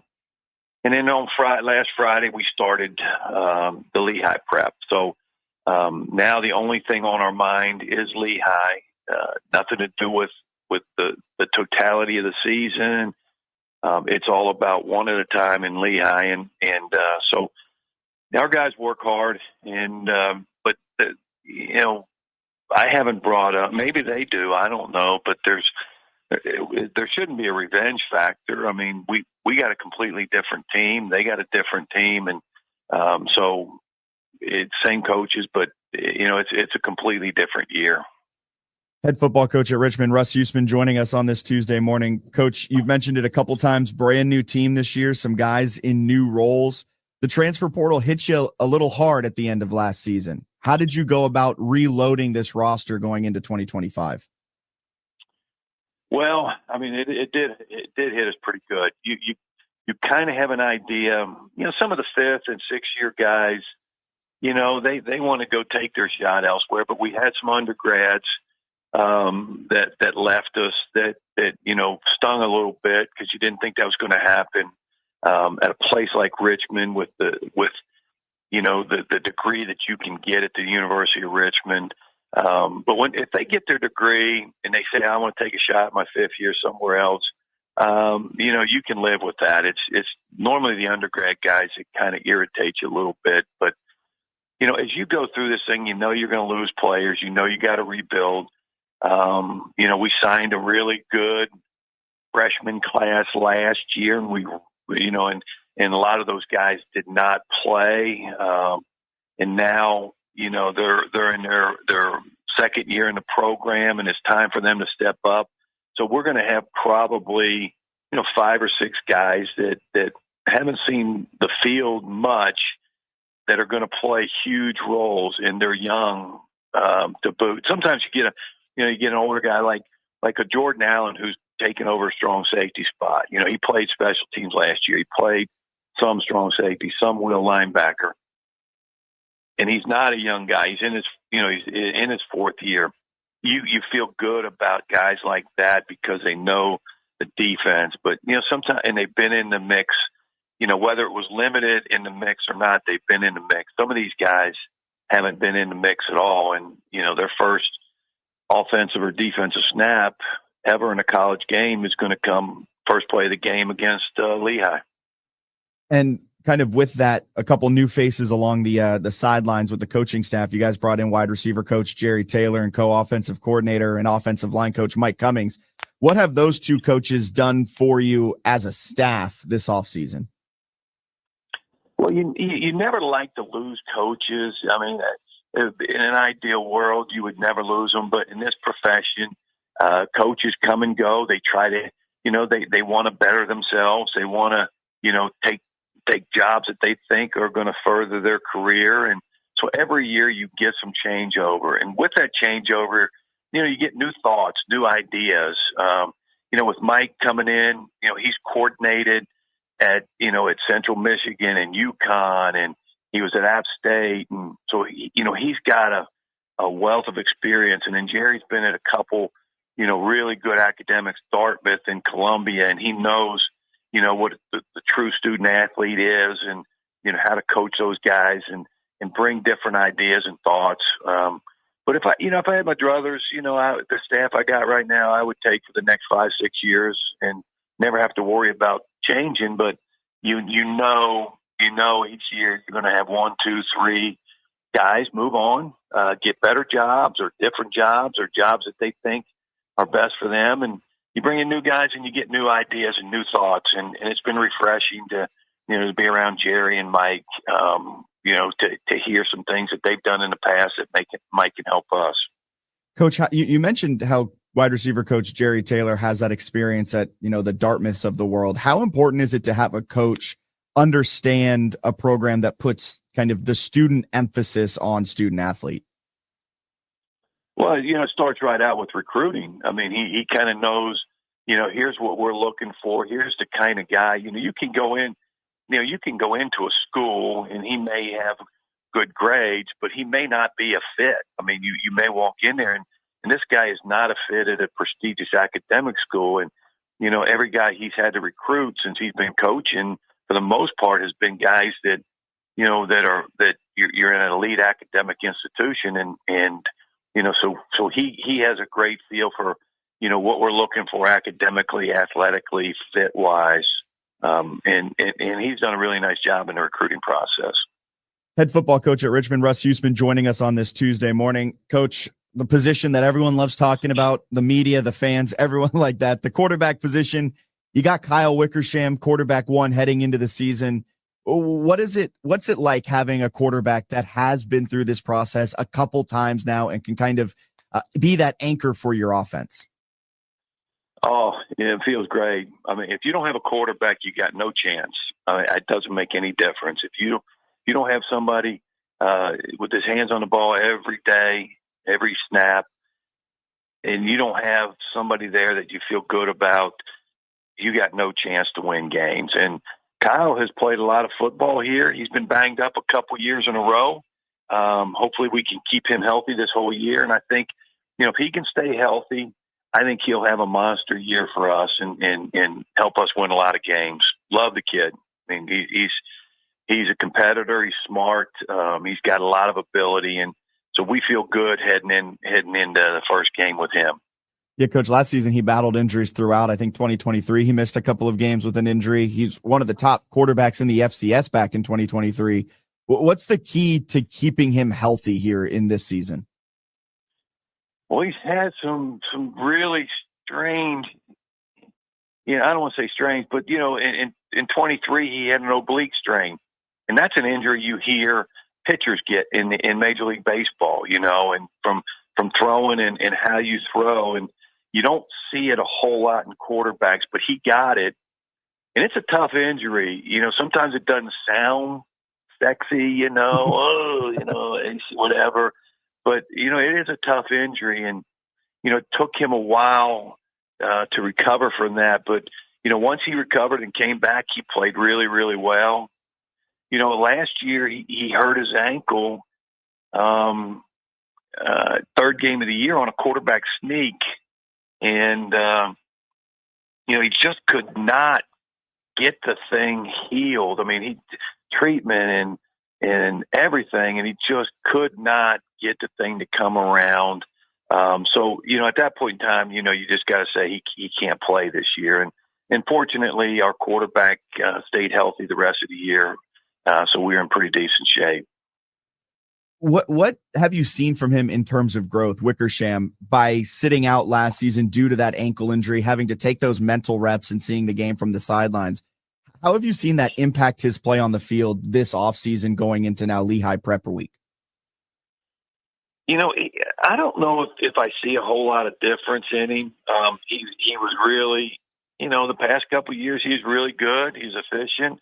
In 2023, he led the country in pass completion percentage. I don't think a lot of people know that. He's accurate with the ball. He knows where it's supposed to go. And that's when he was a young pup. And now he builds on everything that he sees, and he's seen quite a bit. But last year I know was probably frustrating for him because, we just kept waiting, for him, to get healthy. And he just, they just couldn't get him back to where he needed to be. And, thank goodness, he got a medical red shirt from last year. And so he's got this year and he's got next year to play college football. That's awesome, man. I did not realize that red shirt, he can be around for quite some time. Head football coach at Richmond, Russ Huesman, joining us on this Tuesday morning, kicking off Saturday at Lehigh. Coach, what are the expectations for your team heading into the first game of the season? I tell the team every game, the thing that I'm looking for is execution and energy. Those two things. And basically every time I send them out, other than different things we talk about that we want to get accomplished in that game, I want execution and energy. I want to play with great passion, great energy. I think if you do that and if you practice like you're supposed to and you prepare them in meetings like you're supposed to, if they can just execute and if we play with great energy, if you don't play with energy, you're not going to win. And if you play with great energy, excitement, then you got a chance. And those are the two things that I really emphasize to our football team. We've got good enough players. I mean, we've got talented players. Do they execute? Do they play with great passion? Those are things that you got to see. And I think if we do that, execute, play with great energy, we got a chance this year, no question.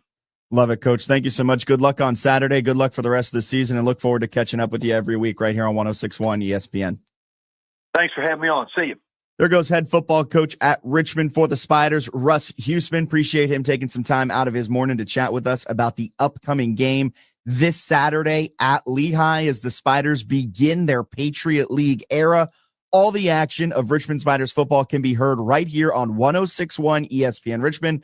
Bob Black with the call. We look forward to seeing how the Spiders do this season with Kyle Wickersham at quarterback, and look forward to catching up with Russ Huesman, head football coach at Richmond for the Spiders, each and every week throughout the Spiders season. Hopefully it's a deep run in the postseason as well as they begin their Patriot League era.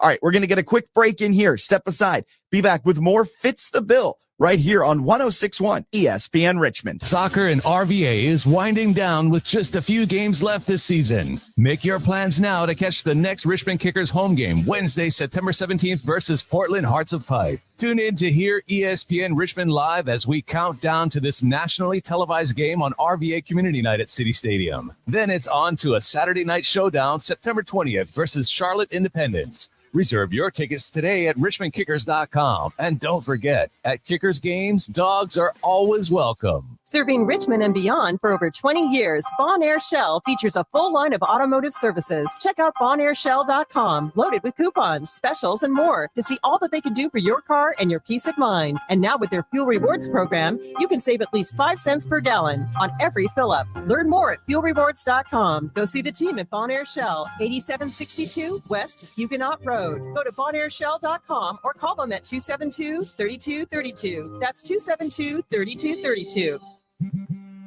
Back to school is on the brain. That means new notebooks, pencils, new everything. And while the kids are getting ready to get book smart, it's time for you to save smart with Straight Talk Wireless. Switch now and get a free Moto G 2025 with 5G when you activate select plans. Now that's a smart call. Get Straight Talk covered by Verizon's 5G network. Available at straighttalk.com and Walmart. Offer valid through 10/19/25. Taxes and fees apply. Purchase of Gold Unlimited plan or higher required for offer. Must activate the plan in-store at Walmart. Cannot be combined with other offers. Staples presents That Was Easy. Big year. I'm starting middle school. Welcome to the jungle, Missy. Best part? My parents promised me a new laptop. Perfect for homework, essays, and drudgery. So we went to Staples. They had all the latest tech, and laptops were up to 40% off. Woo! Another back-to-school budget saved by Staples Easy Button. Mom high-fived the cashier. So embarrassing. Staples. That was easy. In-store, online, and on the app. Ins 9/13. Select models only. Experience the thrill of live horse racing all summer long at Colonial Downs Racetrack starting July 9th. Catch the action Wednesdays, Thursdays, and Saturdays at 12:30 p.m. And don't miss our Friday twilight races at 4 p.m. The biggest summer of racing, food, fun, and excitement for all ages. There's something for everyone. Get your tickets and check out all the promotions now at colonialdowns.com. That's colonialdowns.com. Summertime in RVA means one thing. Golf season is here. If you're looking for the perfect golf course, head over to Queenfield Golf Club, located just a few minutes east of Mechanicsville. Queenfield offers a beautifully secluded 18-hole course, spacious driving range, and professionally maintained practice greens and bunkers. Schedule your tee time today by calling 804-769-8838 or reserve a spot online at queenfieldgolf.com. And make Queenfield Golf Club your new favorite course. Call Herman Allen Plumbing, Heating, and Cooling at 804-746-5853 today to learn more about their award-winning Lennox product offerings. This has been Ingram with the Atlanta Braves. When I'm on the road to D.C. and Baltimore, I always tune in to 106.1 ESPN Richmond for all my sports news. They've got you covered.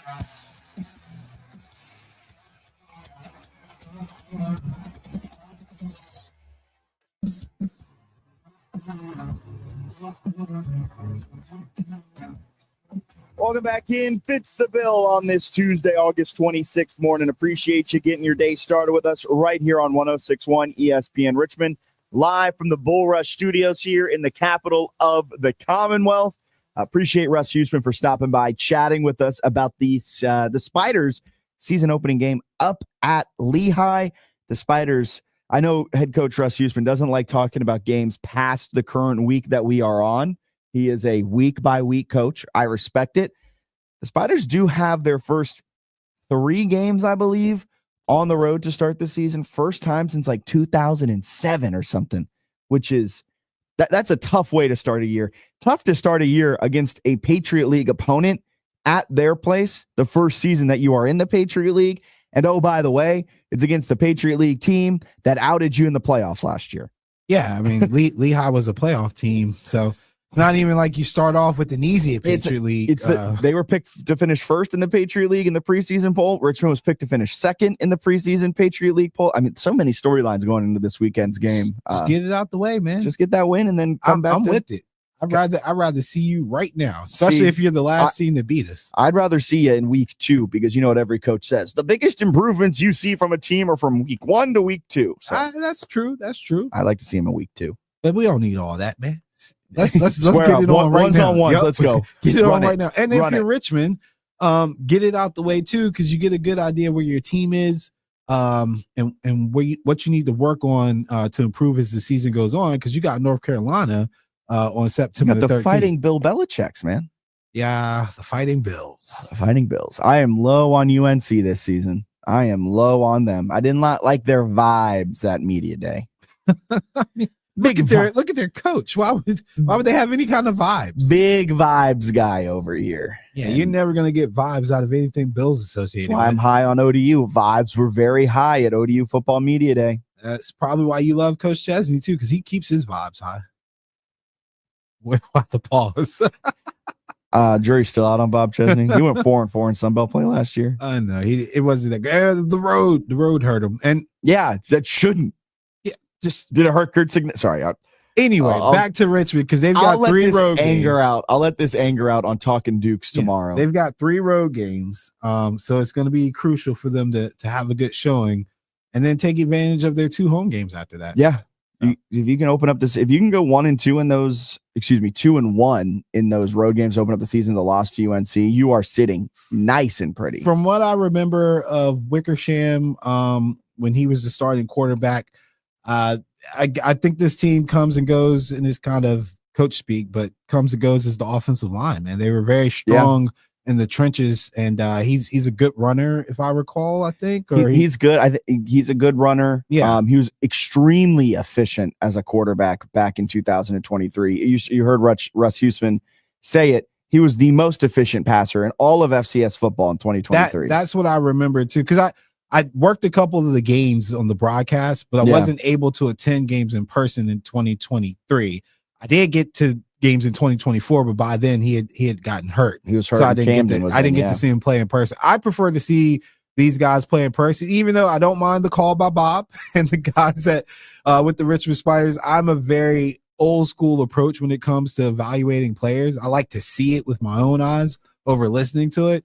But like I said, I remember their offensive line was monsters for those 2 years, and he was a big part of moving the chains when they needed it. So the efficiency is crucial. So crucial. And they've got a lot of guys they got to break in. I mean, they lost a lot of talent this offseason. They lost 3 guys to JMU. They lost Landon Ellis, Nick DeGennaro, and Camden Coleman. Matt Traynor went to Wisconsin. He was a standout safety for him. ZPS, Zach Palmer-Smith, their running back. I think he found his way to ULM. And you got a couple of other guys that have found their way to FBS programs and other FCS programs. A lot of guys transferred out. A lot of all conference guys transferred out. So you've got some positions to fill, and who's going to step up? Who's going to be the guy that you need to step up and give yourself an opportunity to have success in 2025. Speaking of a guy who needs to step up now and get back into game shape is Trey Hendrickson, as he got his new deal done, ending the hold-in that had spanned all offseason. He inks a new deal, essentially agrees to a $14 million pay raise this season, which will now make his base salary for 2025 $30 million. And oh, by the way, there's an extra $1 million in incentives if he plays 60% of the snaps this season or more, and the Bengals make the playoffs. Oh, an extra $1 million. Ooh. Yeah, I know. And especially for the fact that the Bengals need to make the playoffs for you to even get it. Like, if it was $1 million for 60+% of the snaps, all right, I guess. Ooh. But and make the playoffs, you're tying that in too. Bro, I'm going to get you 17.5 sacks. I'm doing my part. They're not doing their part. It's like the like that meme. I'm doing my part. That's Trey Hendrickson every week. Trey, how do you think you did out there today? Well, I'm doing my part, and our safeties can't guard, our cornerbacks can't guard. We have a horrible interior defensive line, but good thing we have Jamar Chase and T. Higgins. Yeah, I have to question his agent too, man. He's not even top 5. No, his agent. It's very well. I don't think the Bengals were going to give him anything. I mean, I understand that they don't want to give him whatever, but dude, you're as productive as the second highest paid player, and arguably, I don't even think this is an argument for real, but as the best defensive end in football in Myles Garrett, or the best edge rusher, Myles Garrett. Like you're equal production to him over the last 2 years. You couldn't get at least what Nick Bosa was getting, bro. What Max Crosby got. I think. We saw it with Terry. Terry got, on paper, it looks like a good deal. I am still very much anxiously awaiting to see what the actual numbers of that deal are. Trey Hendrickson, too. This is the downside of going into this final year of your extension and not having any more years after the you lose all leverage because the team knows you're not sitting out this season. So they know they can do really whatever they want until next offseason. Like Micah Parsons has no leverage right now. I respect what he's doing. Go get your money. Be out for you right now because that's the most important thing. But he has no leverage. If he does not play this season, he's losing out on so many game checks. And, oh, by the way, he's getting fined a ton of money. And then you know who has his rights in 2026? The Dallas Cowboys. They can franchise tag him. You know who has the rights for him in 2027? The Dallas Cowboys, because they can franchise tag him for a second time. So he is not eligible to hit the open market until 2028. You have no leverage doing this. Trey Hendrickson, same thing. I would argue Micah has a little leverage in the sense that he's significantly younger than the other guys. So, like, you're talking about him essentially hitting the market off a double tag at age 28. Yeah. Like, for him, I mean, obviously you want him to stay healthy, but he'll be worth like he'll be worth $50 million. But the thing is you're now playing with fire, right? If you get hurt, your career could end. You could become a much worse player than what you are. Like, you're just playing with a lot more fire. Micah just wants the guarantees that give him that security moving past this season. That's what Trey Hendrickson got, or wanted. He didn't get that. All he got is probably a clause in this contract saying the Bengals will not franchise tag you at the end of the season. Like that's what it boils down to. You get a $14 million raise and you get the opportunity to be an unrestricted free agent after this season. You get the opportunity to test the new waters. And I guess that's what Trey Hendrickson wanted. If they weren't going to give him a deal that had more guaranteed money past this season, I guess he's just like, well, it's better off if I just go and test the free waters because someone will pay me money. Because there were discussions around Trey Hendrickson that he was looking at a 2-year, $79 million extension that would have been tacked on to this final year. So it would have kept him in Cincinnati through 2027. It would have equaled out to about $95 million over the next 3 years when you account for his $16 million base salary in 2025. But the issue and why Trey Hendrickson refused to sign it is the deal included $33 million in guarantees with no guarantees beyond this season. So essentially, he took that deal, $3 million off of that deal, and said, well, if you're not going to guarantee me 26 and 27, I don't want to be under contract for 26 and 27.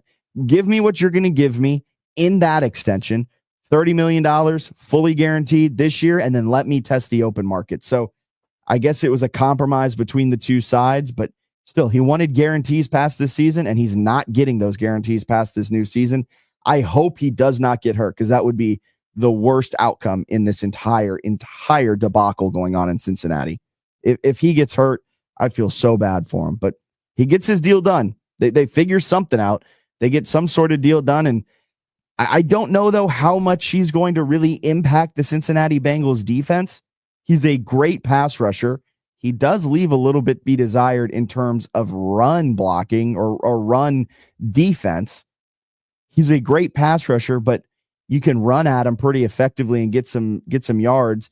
And the rest of the defense is lacking in every single way possible. So even if you have an all-world type of edge rusher on one side. Are you talking about Micah Parsons or are you talking about Trey Hendrickson? Trey Hendrickson. I know, I was joking. Well, I was about to say, they're both bad at rush defense. It does leave a lot to be. Micah's better at the linebacker position when it comes to run defense, in my opinion, than with his hand in the ground or in the two tech. They're both not great at They both are liabilities, but they're so good at pass rushing. But like, I mean, I guess this could be said for both of them because the Cowboys defense kind of struggled last year too. Oh, they've always had issues. Like, even if you have an all-world edge rusher for Trey Hendrickson or Micah Parsons, you know what you can do when you have that on the right side of the line? I think we have a sounder for it. Let me see. You have to run the ball. Ball to the if he's on the right side, you know where you run the ball? To the right. To the left side. No, I'm running at him. Run him over. I guess you could, but like you just can easily game plan out an edge rusher. I see the back of Micah's jersey sometimes. That's all I'm saying. Oh yeah, you see it a lot of times. But both of them, I don't know how much they're necessarily going to elevate the deal. I'm not trying to be a hater. I'm glad Trey Hendrickson got his deal, but the Bengals have so much they need to fix on the defensive side that Trey Hendrickson getting in raises them up a little bit, but does not raise them where they need to be a real, true call me crazy, playoff team. I don't think the Bengals are making the playoffs. Playoffs? Bull Rush. They've got a brand new sports comp, the NFL Survivor. It has a massive $100,000 prize pool. And if you win first place, you win $50,000 straight up. Think you've got the picks to survive 20 weeks? Join now and prove it at bullrush.com/ESPN. We're going to get a break in here. Step aside. Be back with more on 106.1 ESPN Richmond.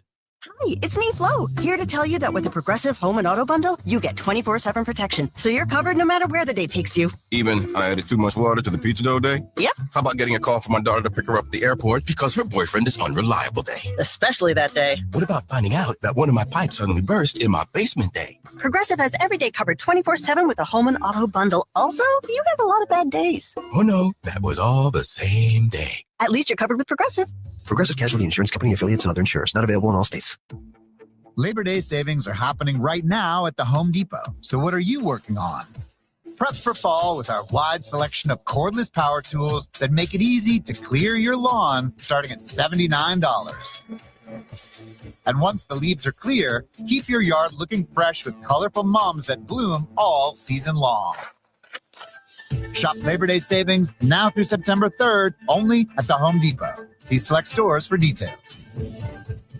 We all hear the radio ads about the IRS. They tell you to be afraid, to be scared, and they try to frighten you into calling. I'm not here to do that. Tax Relief Advocates is different. TRA is here to tell you that if you owe money to the IRS, whether it's $5,000, $50,000, or $500,000, we have a solution. It doesn't matter if you're sitting in your car, at work, or with your kids. No matter where you are, call now. 800-575-1783. Don't lose hope. TRA can eliminate or reduce what you owe to the IRS. Generous programs are now available that can give you a fresh start. Our passion is taxes and helping individuals fix their IRS problems. We have over 1,000 5-star reviews on Google and an A+ with the Better Business Bureau. You don't need to be afraid of the IRS any longer. End your tax nightmare today by visiting us online at TRA.com or call 800-575-1783. That's 800-575-1783. Tax Relief Advocates. Real solutions for real people. Must qualify for enrollment. Results may vary. Back to school is on the brain. That means new notebooks, pencils, new everything. And while the kids are getting ready to get book smart, it's time for you to save smart with Straight Talk Wireless. Switch now and get a free Moto G 2025 with 5G when you activate select plans. Now that's a smart call. Get Straight Talk covered by Verizon's 5G network. Available at straighttalk.com and Walmart. Offer valid through 10/19/25. Taxes and fees apply. Purchase of gold unlimited plan or higher required for offer. Must activate the plan in-store at Walmart. Cannot be combined with other offers. Staples presents That Was Easy. Big year. I'm starting middle school. Welcome to the jungle, Missy. Best part? My parents promised me a new laptop. Perfect for homework, essays, and drudgery. So we went to Staples. They had all the latest tech, and laptops were up to 40% off. Woo! Another back-to-school budget saved by Staples Easy Button. Mom high-fived the cashier. So embarrassing. Staples. That was easy. In-store, online, and on the app. It's 9/13. Select models only. Richmond football is on the way. Hey, this is Bob Black. Join former Spider players Jasmine Coleman and Chris Anderson and me Saturday, August 30th at Lehigh, a battle of defending league champs and nationally ranked teams. Airtime 11:30, kickoff at noon on the home of the Spiders, 106.1 ESPN.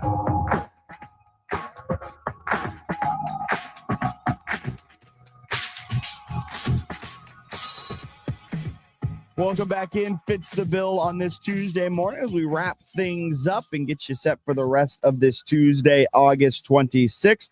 We're going to head out to the phone lines, 804-327-0888, as Bruce is out there on line one. Good morning, Bruce. How are you doing on this Tuesday?